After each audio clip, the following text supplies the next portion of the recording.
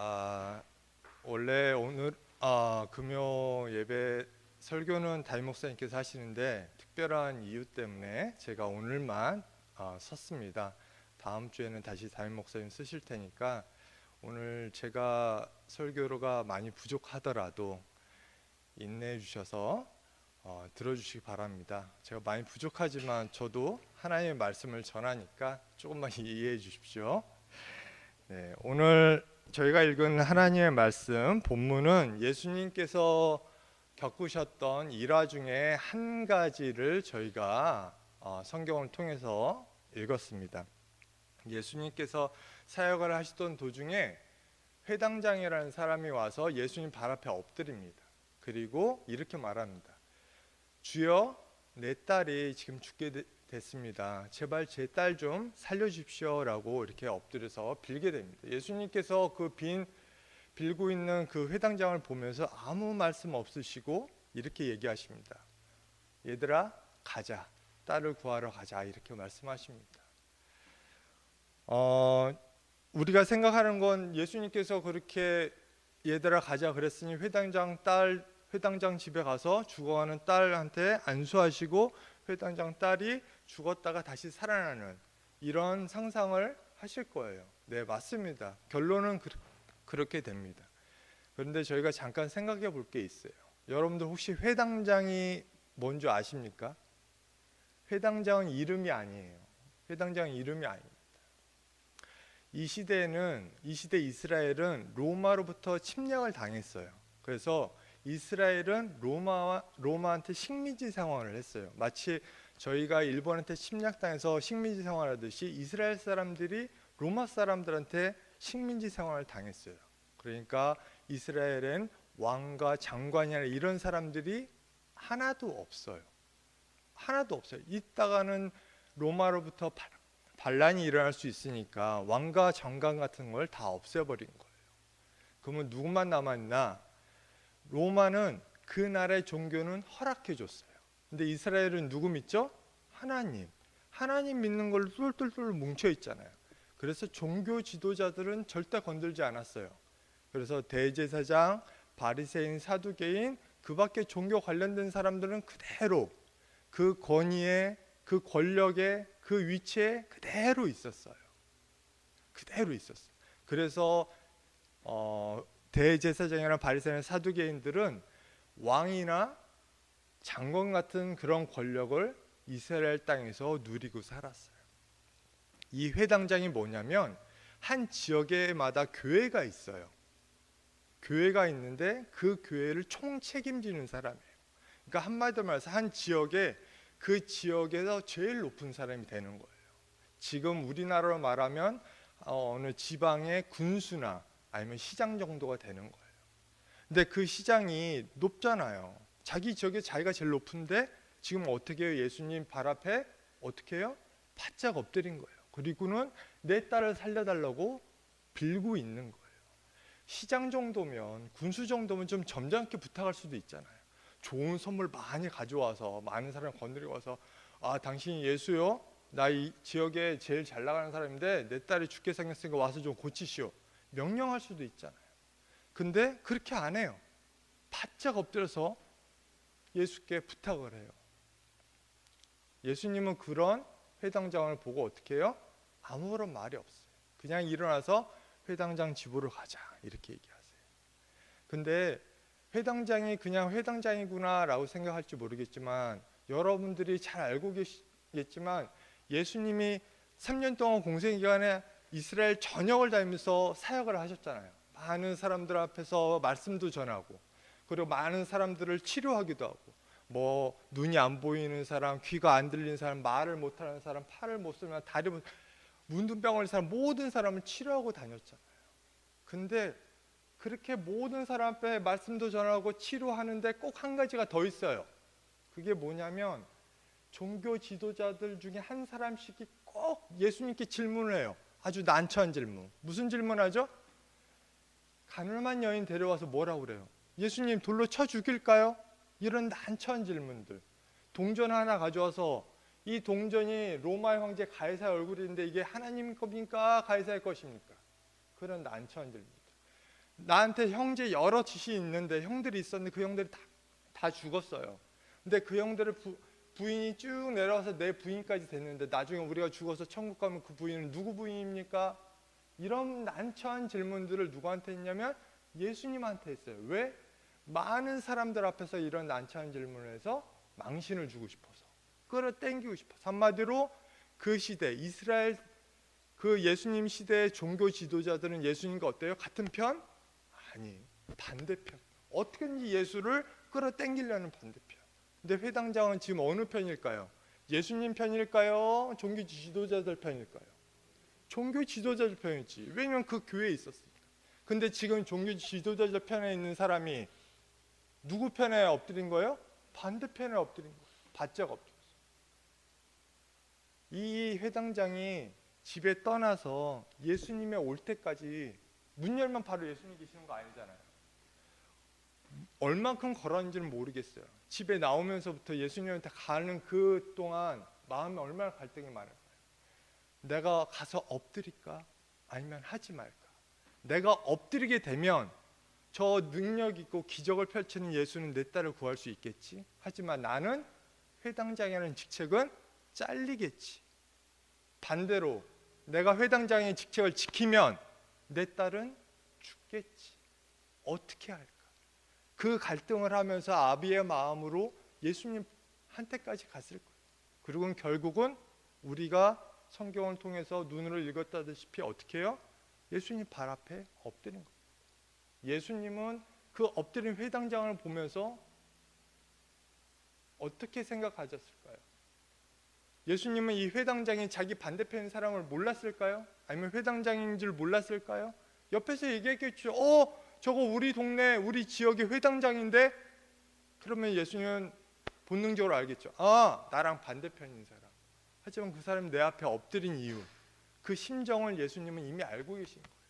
그래서 예수님 발 앞에 엎드리자마자, 그리고 내 딸을 살려주세요 라는 부탁을 하자마자 예수님은 자기 제자들한테 아무런 얘기도 안 하십니다. 하던 일을 멈추고 제자들 불러보면서 야 가자, 회당장 딸 치료하러 가자. 갑니다. 그때 예수님만 있는 게 아니에요. 예수님과 12 제자만 있었던 게 아니라 예수님 그 당시 완전히 스타예요. 근데 보통 스타가 아니라 기적을 펼치는 사람이에요. 우와, 저 사람이 눈도 고치다더라, 안 들린 것도 들리게 하더라, 팔도 고친다더라. 얼마나 기적 같은 놀라운 일을 봐요. 그걸 내 눈으로 보게 생기는 거예요. 우리 지역에 예수 왔다더라. 그 지역에 있는 모든 사람이 왔겠죠. 예수를 보고 저렇게 생겼네, 저런 옷을 입었네, 저런 목소리를 가졌네, 저런 눈의 색깔을 가졌네, 손이 저러네, 머리카락이 저렇게 생겼네, 오 신기하네. 예수를 보겠죠. 보러 많이 왔을 거예요. 근데 지금 회당장에 엎드렸고 예수님 회당장 집에 가자 그러니까 많은 사람들 어떻게 해요? 예수 잘 가네, 잘 가세요 이렇게 했을까요? 야 죽어가는 회당장 딸 구하러 간다더라, 우리도 보러 가자 그랬겠죠. 그럼 회당장이 앞에 가고 그 뒤에 예수님 따라가고 12 제자가 그 주위를 둘러서서 경호원처럼 갔겠죠. 왜? 많은 사람들이 갈 때 예수님 옆에 이렇게 보고만 갔을까요? 지나면서 한 번이라도 만져보겠죠. 나 예수 만졌다. 나 예수 만졌다. 막 그러겠죠. 우리도 막 유명한 스타 가면 막 옆에서 사진 한번 찍고 한번 만져보고 싶잖아요. 당시 예수는 어떻겠어요? 많은 사람들이 한 번 더 나 예수 만져봤다 막 자랑할 거 아니에요. 그렇게 만지고 밀치고 소리 지르고 막 난리가 났을 거 아니에요. 그 지역에 있는 많은 사람들. 그렇게 몰려서 막 아웅다웅 하면서 그 길을 가고 있는데 갑자기 예수님이 가다가 발걸음을 멈추다가 이런 소리를 합니다. 제자들한테. 야 잠깐 멈춰봐. 누가 내 옷을 만졌어 지금. 그 사람 빨리 찾아. 이렇게 얘기를 합니다. 12 제자는 가다가 예수님이 하는 말이 지금 정신이 없어요. 왜? 지금 사람들 몰려오는 거 막아야 되니까. 예수님 곁에 와서 예수님 막 잡아당기는 거 이거 손 치우고 막 막아야 되니까 정신 없는데 예수님이 한마디, 야 잠깐 너네 하던 거 멈추라니까, 누가 내 옷을 만졌다니까 걔 잡어, 이렇게 얘기를 해요. 12 제자는 지금 당황스럽죠. 아니 예수님 지금 그 어떤 사람이 옷을 만지는지 몰라요. 지금 사방팔방에 손이 들어와서 지금 만지고 있는데 그 사람을 어떻게 찾아요? 이 말을 하는데 예수님 아니야, 그 사람을 찾아야 돼, 빨리 찾아 라고 합니다. 근데 이 목소리를 예수님께서 야 누가 내 옷을 만졌어, 빨리 좀 찾아줘. 이렇게 조용히 얘기했을까요? 12명이 한꺼번에 들어야 되잖아요.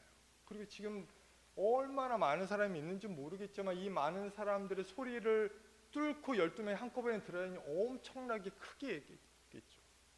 이 12제자 말고 그 많은 사람들이 다 들을 수 있도록. 잠깐 멈춰!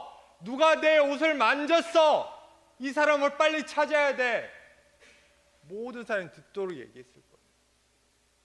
12제자가 누가 누굴 만졌는지 어떻게 알아? 그리고 어물쩡 하면 그 찰나에 어떤 여인이 갑자기 엎드립니다. 그리고 무릎 꿇고 예수님 발 앞에 오면서 얘기합니다. 예수님, 제가 그 옷을 만진 사람입니다 라고 얘기해요. 예수님이 그 자기 발 앞에 엎드린 여자를 보고 가만히 있어요. 그리고 그 여인이 얘기합니다. 예수님, 제가 왜 예수님의 옷을 만졌는지 아세요? 그러면서 자기의 자초지정을 얘기합니다. 여러분 잘 아시죠? 그 여인이 바로 12년 동안 혈우병을 앓은 여인이에요. 이 여인은 12년 전에 혈우병이 시작이 됐어요. 그리고 지금까지 그 혈우병이 계속 이어지고 있는 거예요. 혈우병은 하혈하는 병이에요. 멈추지 않아요. 자기가 제어할 수 없다든지 아니면 그 피가 응고되지 않아요. 그래서 멈추지 않는 거예요.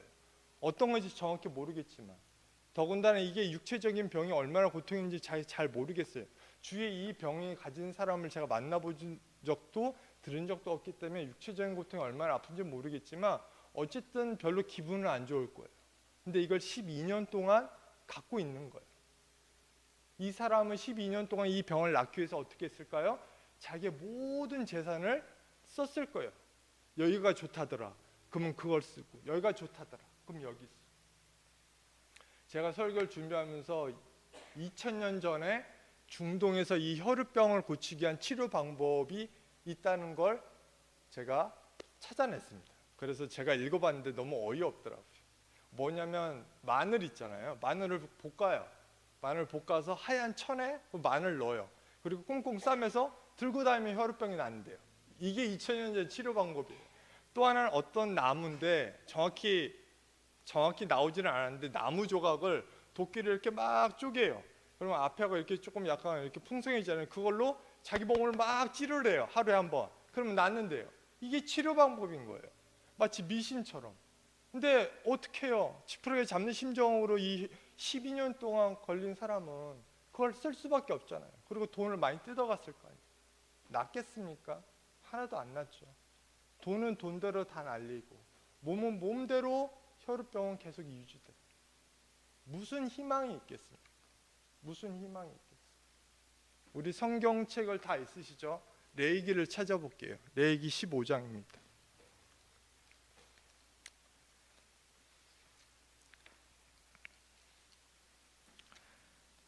레위기 15장입니다.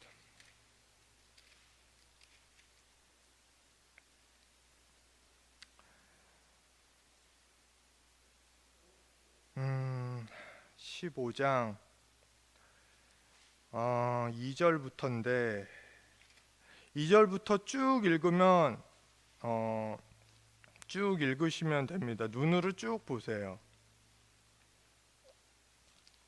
눈으로 쭉 보시는데 19절을 볼게요.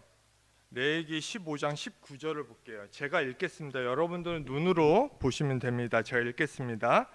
19절 어떤 여인이 유출을 하되 그의 몸에 그의 유출이 피이면 이래 동안 불결하니 그를 만지는 자마다 저녁까지 부정할 것이요. 레위기는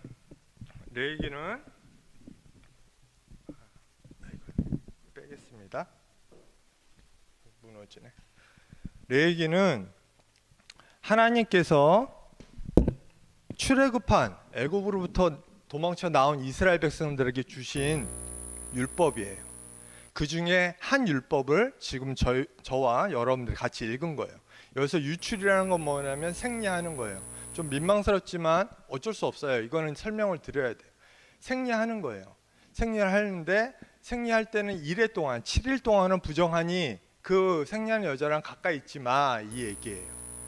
근데 7일을 넘으면 다시 온전해지니 그때는 같이 있어도 돼, 이 얘기예요. 그러니까 한 달에 임신할 수 있는 여자는 한 달에 7일을 부정하다라는 뜻이에요. 그 7일만 빼놓으면 다 온전하다 이런 뜻이에요. 근데 지금은 지식 수준도 높고 그러니까 눈높이를 이렇게 안 해도 돼요. 만약에 지금 하나님께서 이걸 율법으로 주셨다면 이렇게 설명 안 하셨을 거예요. 그 몸이 원래 그래, 여자 몸은 원래 그래, 건강하면 정상적이면 그렇게 하는 거야, 설명을 하셨을 텐데 2000년 전도 아니고 한 5000년 전에 이스라엘 사람들, 광야에 사는 사람들한테 하나님이 걔네들 설득하려고 설명시키려고 이해하면 되겠습니까? 이해 못하죠. 그러니까 아예 그냥 금지를 시킨 거예요. 유출을 하는 여자들은 그 7일 동안은 가까이 가지 마라고 하는 거예요. 왜냐하면 부정하니까. 근데 가까이 가지 마가 어느 정도냐면 대화도 하지 마, 눈도 마주치지 마, 밥도 같이 먹지 마, 한 집에도 있지 마예요. 7일 동안은 그 생리하는 동안 그 여자는 어떻게 해요? 혼자 지내는 거예요. 아무하고도 대화 못하고 아무하고도 만나면 안 돼요. 아무하고도 밥도 못 먹고 같은 식탁에서 아무하고도 어느 집에 있어도 안 돼요. 같은 공간에 있어도 안 돼요. 내가 의도하지 않았지만 누군가 생리하는 동안 누군가 내 옆에 있다. 그럼 그 사람은 그날 하루 동안 부정한 사람, 나랑 똑같이. 그러면 이 사람도 입 다물고 누구나 아무도 혼자 있어야 돼. 누구 때문에? 나 때문에. 그래서 어떻게 해요? 생리하는 동안 아무도 만나면 안 돼요. 근데 아까 전에 예수님 발 앞에 엎드린 여자는 하혈을 하는데 몇 년 했다고요? 12년 했어요. 한 달에 7일 동안 혼자 있는다고 생각해봐요. 얼마나 입이 심심하고 얘기하고 싶고 외롭고 슬프겠어요. 한 달에 7일을 그렇게 살아야 돼요. 근데 12년을 그렇게 살아야 돼요. 12년을 아무하고도 얘기 못했어요. 아무하고도 눈도 못 맞추고 아무하고도 밥을 먹어본 적이 없어요. 아무하고도 한 공간에 있어 본 적이 없어요. 왜? 내가 그렇게 하는 순간 나랑 그걸 한 사람들은 어떻게 돼? 부정하게 되니까. 나 때문에 그 사람이 부정하게 되니까 내가 어떻게 해야 돼? 피해야 돼. 하면 안 돼. 12년 동안 생각해 보세요. 여러분들 12년 동안 말 안 하고 살 수 있어요? 벽 보고 혼자 얘기할 수 있어요? 12년 동안 이렇게 많은 사람들이 있는데 혼자 벽 보고 밥 먹을 수 있어요? 이렇게 많은 사람인데 눈 하나 못 맞추고 땅 보고 다녀야 되겠어요? 눈 마주치려면 내가 먼저 고개 돌려서 벽 보고 있어야 되고 그 사람들 다 지나가면 그제서야 고개 돌리고 가고, 어디 건물 안에 들어가려고 해도 사람들이 있나 없나 보고 나 때문에 그 사람들이 부정할까 봐. 이 마음을 12년 동안 눈치 보고 산 여자예요. 재산은 재산대로 다 잃어버리고. 제가 주일날 교회에 와서 아침에 와서 오후에 늦게 가지만 일주일에 단 한 번 만나는 분도 계실 거 아니에요. 근데 제가 그렇게 아침에 왔는데 아무도, 이 교회에 있는 아무도 저랑 눈 마주치지도 않고 점심밥도 같이 안 먹고 인사도 안 하고, 제가 여기 있으면 다 나가고, 제가 2층 식당에 가면 2층 식당에 다 내려서 본당에 있고 그런다고 생각해 보세요. 제가 마음이 어떨 것 같아요? 일주일에 한 번인데 그 교회 가고 싶겠어요? 이 사람은 이 지역에서, 이 동네에서 떠나질 못했어요. 몇 년 동안? 12년 동안. 이 동네가 좋겠어요? 지옥 같을 거예요. 12년은. 그런 여자가 지금 누구 앞에 엎드린 거예요? 예수님 발 앞에. 왜? 예수님 제가 만졌어요 라고. 왜 그랬을까요? 자기가 만졌어요. 왜 만졌을까요? 아무리 말도 못하고 눈도 안 마주치면 안 되지만 귀는 열려 있잖아요. 소문은 들었을 거 아니에요. 첫 번째 소문, 예수라는 사람이 있는데 모든 병을 고치더더라. 두 번째 소문, 예수라는 사람이 있는데 그 예수라는 사람이 지금 우리 동네 와 있다더라. 그러면 이 여인 마음에 뭐가 생기겠어요? 희망이 생기겠죠. 이 마음 한가득에 뭐가 있을까요? 예수 만나러 가야 되겠다. 예수를 만나서 내가 죽든 살든 여기서 끝장을 내야 되겠다. 가진 것도 이제 아무것도 없어요. 12년을 외롭게 살았고 혼자 살았고 이제 지쳤어. 예수 만나고 끝장을 볼래. 근데 12년을 많은 사람들 앞에 쓰는 걸 피했던 사람인지라 이제는 예수 앞에 쓰는 것도 어때요? 자신이 없어요. 앞에 쓰지를 못해요. 이 사람과 눈 마주칠까 봐 이게 버릇이 돼서 습관이 됐어. 할 수가 없어. 뭐 하겠어요? 그래서 예수님이 앞에 가는데 그 뒤에를 쫓아가서 예수님의 뒤에 옷자락을 잡은 거예요. 그 여인이 용기 내서 할 수 있는 게 고작 옷자락 잡는 거예요. 내가 저 옷자락이라도 잡으면 예수의 그 기적이 나한테도 오지 않을까. 이건 내가 예수님 발 앞에 엎드린 거랑 똑같은 건데, 이 마음을 알까 예수님은? 이 마음으로 예수님의 옷자락을 잡은 거예요. 그런데 그 희망이, 그 소망이 현실로 이루어진 거예요. 자기 몸에 하혈이 멈춘 걸 자기 스스로 느끼는 거예요. 오, 멈췄네. 너무 기쁘겠죠. 그 기적이 자기 몸에 펼쳐졌으니까. 근데 그 순간 들리는 목소리가 있어요. 야, 잠깐만 멈춰봐. 누가 내 옷에 손을 댔어. 걔를 빨리 찾아야 돼. 예수님의 날카로운 목소리가 들려요. 이 혈우병 걸린 여자는 몸은 다 나았는데 갑자기 두려운 거예요. 화났나? 내가 예수님 옷 몰래 잡은 것 때문에 화났나? 어떡하지? 예수님이 저주 퍼부어서 다시 혈우병이 나한테 오면 어떡하지? 난 또 시작인가? 그래서 어떻게 해요? 할 수 있는 거라고는 비는 거밖에 없어요. 예수님, 제가 예수님 옷 잡았어요. 제가 했어요. 예수님 죄송해요. 제가 어쩔 수 없었어요. 가진 게 아무것도 없고 12년 동안 제가 이렇게 살았기 때문에. 그럼 예수님이 그 여인이 자기 발 앞에 엎드려서 자기의 인생을 12년 동안 어떻게 살아왔는지를 낱낱이 얘기하는데 말을 끊지 않고 다 들으세요. 아, 알아 이렇게 안 하세요. 묵묵히 들으세요. 이 듣는 순간에 이 혈우병 걸린 여자와 예수님만 있나요? 아니에요. 지금 12제자 있고 또 누가 있어요? 그 지역에 있는 많은 사람들이 다 듣고 있잖아요. 보고 있고. 예수님도 같이 보고 있어요. 다 듣고 있어요. 예수님이 그 여인이 얘기 다 끝난 다음에 한마디를 하세요. 딸아, 네 믿음이 너를 구원하였다. 평안히 가라. 예수님이 왜 이 얘기했을까요? 지금 예수님이 어디 뭐 하고 있었어요? 회당장 딸 구하라고 했잖아요. 회당장 딸 지금 어때요? 지금 죽기 일부 직전이에요. 빨리 가야 돼. 한시가 급한데. 누가 자기 옷 잡아갖고 능력이 빠져나와서 고쳐지는 걸 예수님이 모를까요? 알까요? 알아요. 왜 모르겠어요? 아, 그럼 고쳐졌구나. 그리고 그냥 가면 되는데 갑자기 그걸 멈춰서서, 야, 잠깐 멈춰봐. 누가 내 옷을 만졌어. 그 사람을 빨리 찾아 해서 굳이 자기 옷을 잡은 사람을 무릎 꿇혀서 누가 내 옷을 잡았는지를 모든 사람한테 보였어요. 왜? 왜 그랬을까? 그 이유는 딱 하나예요. 분명히 예수님도 알고 그 여인도 알아요. 이 여인이 자기 옷을 잡았을 때 이 여인의 병이 나은 걸. 근데 문제가 하나 더 있잖아요. 뭐가 있어요? 12년 동안 혼자 살았던 그 마음의 병. 12년 동안 부정한 여인이라고 혼자 살았던, 아무하고도 대화할 수 없었고, 아무하고도 밥 먹을 수 없었고, 아무하고도 인사할 수 없었고, 아무하고도 같은 공간에 있을 수 없었던 그 외로움, 그 한, 예수님이 그걸 풀어주신 거예요. 뭐라고? 딸아, 네 믿음이 널 구원하였다. 딸아, 네 육체, 네 고장난 병 고쳐졌어. 그리고 네 마음의 병까지도 넌 거기서 고통에서 자유롭게 된 거야 라고 선포하신 거예요. 그 많은 사람들 앞에서. 그리고 뭐 하는 거예요? 이 동네 사는 모든 사람들 봤지? 이제 이 여인은 병이 고쳐졌어. 그 다음 뭐예요? 그러니 이 여인은 우리가 읽은 레이기에 나오는 부정한 여인이에요? 아니에요? 아니에요. 이 시간부터 이 여인은 어떻게 돼요? 누구하고도 대화할 수 있고, 누구하고도 인사할 수 있고, 누구하고도 밥 먹을 수 있고, 누구하고도 어떤 공간에 있어도 아무렇지지 않은 그런 여인이 된 거예요.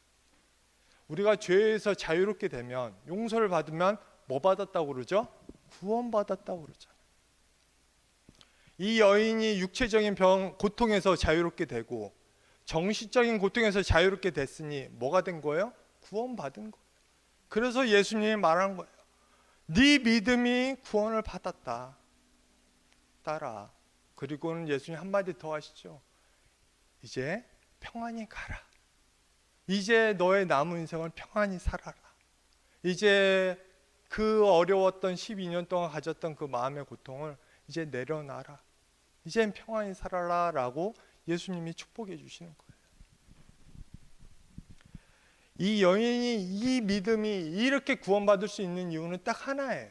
그 마음에 뭐가 있어서? 예수 만나러 가야 되겠다. 내가 앞에 쓸 용기는 없지만 뭐가 있어요? 뒤에서 옷은 잡을 수 있으니 그거라도 하자. 그러면 내가 낫지 않을까 하는 믿음 때문에 이 여인은 구원받았다고 예수님이 선포하시는 거예요.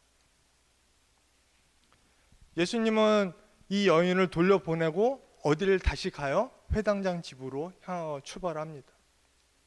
회당장 집에 도착하기도 전에 그 집에서 출발한 하인이 먼저 만나러 옵니다. 그리고 한마디 해요.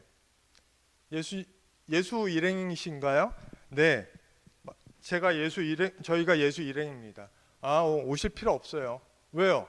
저희 회당장님 딸 죽었습니다. 이렇게 얘기하는 거예요. 모든 사람들이 슬프죠. 안타깝고. 그리고 원망 아닌 원망이 있겠죠. 마음속에 다들. 예수님이 그 혈혈병 여자 그 길바닥에서 그렇게 오랜 시간 하지 않았더라도 빨리 가서 구할 수 있었을 텐데, 치료할 수 있었을 텐데. 예수님이 이때 한마디 하십니다. 아니야, 죽은 거 아니야. 자고 있는 거야. 사람들은 비웃습니다. 그리고 예수님이 그 집에 들어가서 그 소녀가 누워있는 방에 들어가서 안수를 하시고 딸아 일어나라 얘기하십니다. 그리고 그 딸은 일어납니다. 정말 기적처럼 일어납니다. 모든 사람들이 그걸 보고 놀라고 그 부모, 회당장과 그 부인한테 얘기합니다. 딸이 배고플 테니 먹을 걸 주시오. 그리고 예수님은 아무 조건도 달지 않고 조용히 12제와 빠져서 다른 사역지로 가십니다. 이게 오늘 저희 읽은 본문의 전반적인 내용입니다. 이미 다 알고 계시잖아요. 그렇죠? 다 알고 계세요. 아까 얘기했지만 회당장 그 집에서 출발해서 예수님 만나러 갈 때까지 자기 딸을 살릴까 자기 위치를 지킬까 고민하면서 갔다고 그랬잖아요. 그 갈등 속에서 한 걸음 걸을 때마다 이렇게 할까 저렇게 할까 저렇게 할까 저렇게 그 갈등이 많았을 거예요. 근데 사실 그것보다 한 가지 더 생각할 게 있어요. 회당장이 그래 예수 앞에 엎드리자. 내 직책이 뭐고 딸을 구해야지. 그리고 엎드리자 그랬는데 그리고 예수를 우리 집에 끌고 와서 죽어가는 내 딸한테 안수해 주시오. 그랬는데 예수가 일어나라 나아라 했는데 내 딸이 안 나. 그리고 죽어버렸어. 그럼 난 어떡하지? 내가 예수 앞에 엎드린 사실을 이 동네 사람들이 다 알고 이 소문이 예루살렘에 들어가면 거기는 많은 높은 사람들이 나한테 한마디 하겠지. 너 우리를 배신해서 예수를 따랐어. 너 아웃. 그러면 나는 회당장이라는 직책도 잃고 뭘 또 잃어요? 내 딸도 잃고 나는 아무것도 없어지는 거예요. 회당장은 이 마음에 갈까 말까가 아니에요. 혹시나 내가 가서 엎드렸는데 예수가 내 딸을 못 고치면 어떡하지라는 마음이 있는 거예요. 내 딸도 못 고치고 나는 내 회당장이라는 직책도 잊어버리고 그 마음이 더 컸을 거예요. 그렇지만 회당장은 기어코 가서 예수 발 앞에 엎드리고 자기 딸을 구해달라고 빕니다. 그렇게 할 수 있었던 그 마음은 뭘까요? 딱 하나. 회당장 마음에도 뭐가 있어요? 유일한 희망이 예수밖에 없는 거예요. 뭘 걸고? 나의 회당장이라는 직책, 권위, 권력과 예수와 둘 중에 어떤 거? 예수를 선택하는 거예요. 그 마음엔 편했을까요? 그냥 아버지니까 딸 구하러 그렇게 했겠지. 그게 쉽지 않아요. 그게 어떻게 쉽겠습니까? 근데 그는 그렇게 한 거예요. 여러분 이 뒤에 얘기는 안 나왔지만 분명히 회당장은 잘렸을 거예요. 자기 딸은 살았지만 자기는 잘리고 이 사람은 뭐가 됐을까요? 백수가 됐을 거예요. 하지만 이 사람 마음에 평생 뭐가 남아요? 예수가 남는 거예요. 내가 아무런 희망이 없을 때 예수의 얘기를 듣고 내가 설마 하고 도와줄까 하고 엎드렸더니 그 예수가 나의 믿음을 보고 내가 건 걸 보고 날 도왔어. 아무 조건 없이 분명히 내가 자기의 반대편인 사람인 걸 알면서도 아무런 조건도 달지 않고 나한테 와서 내가 원하는 나의 소원을 들어줬어. 그 사람은 평생 누구를 전할까요? 예수를 전하겠죠. 자기의 뭘 걸었을 때? 자기의 모든 걸 걸었을 때. 오늘 나온 두 기적은 같아요. 둘 다 안수받고 치료받는 거예요. 하지만 아무것도 없는 여인의 마지막 간절한 희망, 그 지역에서 제일 높은 사람이 그 지역에 있는 모든 걸 다 내려놓고 예수를 잡았던 순간, 그랬을 때 예수님이 보여준 모습을 저희는 본 겁니다. 오늘 하루 밖에서 아침에 눈을 떠서 교회 오기 전까지 하루가 평안했는지 즐거웠는지 하나님의 자녀로서 행복한 삶을 살았는지 제가 잘 모르겠습니다. 저도 밖에서 일을 해왔던 사람이고 지금도 하고 있지만 참 신기하게도 하루하루가 참 다이나믹합니다. 네. 참 나쁜 쪽으로 다이나믹합니다. 설마 이런 일이 터질 줄이야. 제가 나름 목사지 않습니까? 그래도 나름 제일 뜨끈뜨끈한 목사인데 올 3월 달에 안수받고 뜨끈뜨끈한 목사인데도 이 속에는 막 이렇게 팍팍 올라옵니다. 하루하루 살아가는 게 매 순간마다 막 화가, 열이, 막 스트레스가, 짜증이, 우울함이 막 별난 게 다 올라오. 그랬을 때 그걸 푸는 방법이, 나도 그러면 뭐 술 한잔 때릴 수도 있고, 아니면 뭐 춤출 수도 있고, 노래방 갈 수도 있고, 뭐 친구랑 뭐 재밌는 운동도 할 수도 있고, 땀 한번 흘리면 스트레스 풀 수도 있지. 여러 방법이 있을 거예요. 뭐 영화를 본다든지 아니면 뭐 치킨을 뜯는다든지 뭐 여러 가지 있을 거예요. 근데 여러분들은 그 많은 것들 중에 하나님을 선택했잖아요. 이 시간에 딴 데 가지 않고 딴 걸로 풀지 않고 하나님 선택했잖아요. 여기 나이트클럽 아니에요. 노래방 아니고 술집 아니에요. 친구들 모임에 온 거 아니에요. 여기 어디죠? 교회 없잖아요. 그리고 여러분들 하나님 앞에 왔고 예수님 앞에 왔잖아요. 왜? 하나님 어떻게 해요? 나 좀 살려주세요. 하나님 어떻게 해요? 나 너무 힘들어요. 당신 말씀대로 살기에 너무 힘들어요. 내가 하나님의 자녀로서 살까? 그거 때려치고 그냥 내 마음대로 살까 고민하다가 그거 풀말 데가 없어서, 그거 알아줄 데가 없어서 여기 왔어요. 하나님, 저 왔어요. 하나님은 하늘에서 보고 계시고 예수님은 그 우편에 앉으셔서 저희를 보고 계세요. 그리고 이렇게 얘기하세요. 아들아, 딸아, 네 믿음이 너를 구원하였다. 네 삶이 평안하거라. 2000년 전에 있었던 이 일화는 멈추지 않아요. 왜냐하면 2000년 동안 이 일화가 없어지지 않았으니.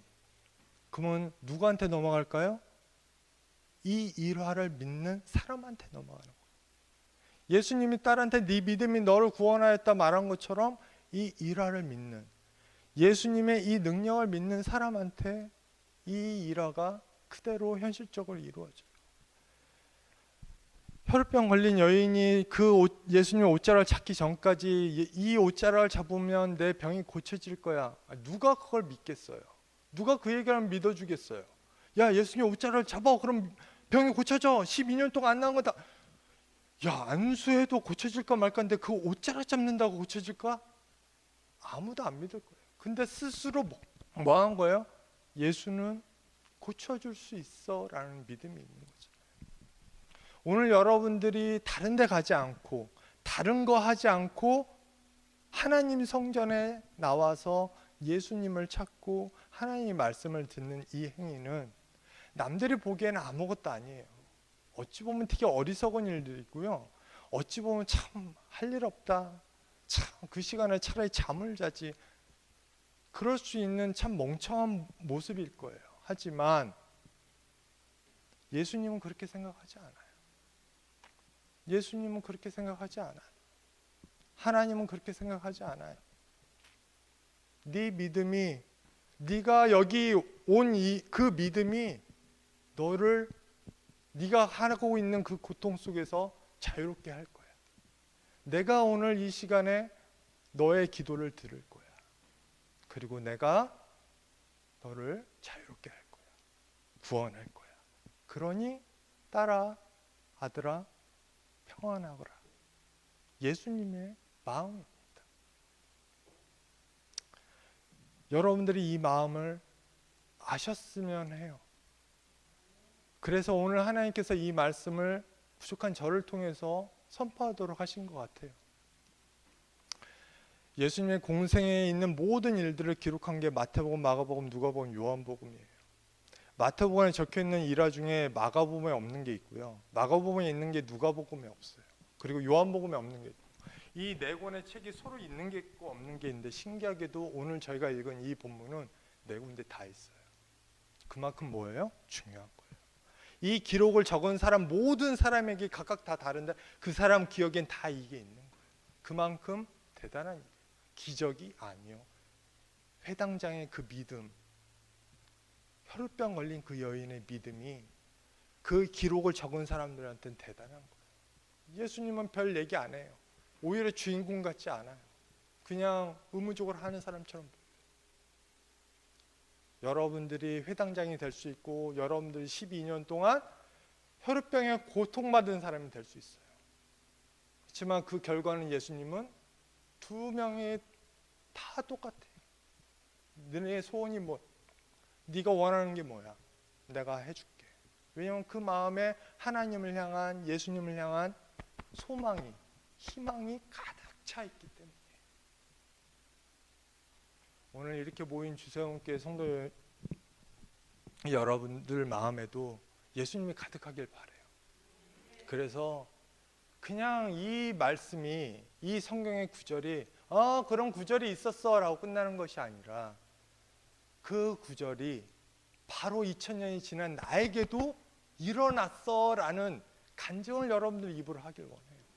언젠가 여러분들이 여기 서서 저처럼 마이크를 잡고 제가 이런 일이 있었는데 예수님을 이 마음에 가득 담고, 예수님을 나의 희망으로 삼고, 예수님을 나의 열망했더니 오늘 성경 말씀대로 그 일이 나한테도 벌어졌습니다 라는 간증을 여러분들 입으로 하길 바랍니다. 그날에 속히 오기를 바랍니다.